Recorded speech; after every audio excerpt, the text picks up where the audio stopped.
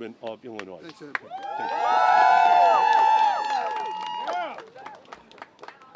All right, before we get into the press conference, there are going to be two questions on the final, and I'm going to tell you the answers to the questions. Be prepared. What percentage of high school graduates and college students go to for-profit colleges and universities in the United States? 8% of college students in the United States go to for-profit schools, the ones we're talking about today. What percentage of student loan defaults in the United States are the students of for-profit colleges? 30%.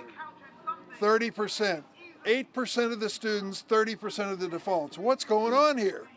Why are so many of these students defaulting? Two reasons. Worthless diplomas from virtually worthless schools. That's what's happening here. Schools that receive the blessing and approval of the federal government to do business in the United States lured many of these students, some of them standing behind us here today, into believing that they were getting a real college education. Not true. And yet we were offering federal student loans, Pell Grants, and all the other trappings of the federal government to go to college. So they think they're in the real deal. This is a real college. Argosy, for example, which has been victimizing many of the people behind here, saying to them, this is a real college and you're going to get a real job and you're going to make real money. And it's all phony and false. They were deceiving them and defrauding these students. And I think the federal government was at least complacent, if not complicit, in this happening to these students.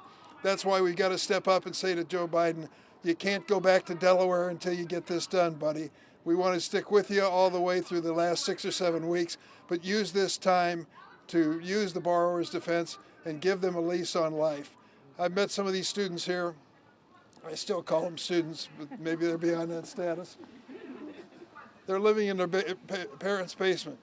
They can't buy a home, they can't buy a car, they're stuck with debt of unimaginable extent. $400,000, $500,000, and more. You can't believe it, can you? It's because the miracle of compound interest has been killing them every single day since they supposedly finished their education experience. So I get some legislation, but I don't want to dwell on it. We're not going to get it passed in the closing days of this session. But what can happen is this president steps up and says we're going to clear the books for these students and give them a new opportunity in life. He can do it. We want him to do it. We're going to support him in doing it. We're going to tell him it has to be done before he leaves. So I thank you all for being here today. This battle has been one I've been engaged in for a long time, and I'm going to stick with it. This is a blight on public education and higher education in America that has to come to an end.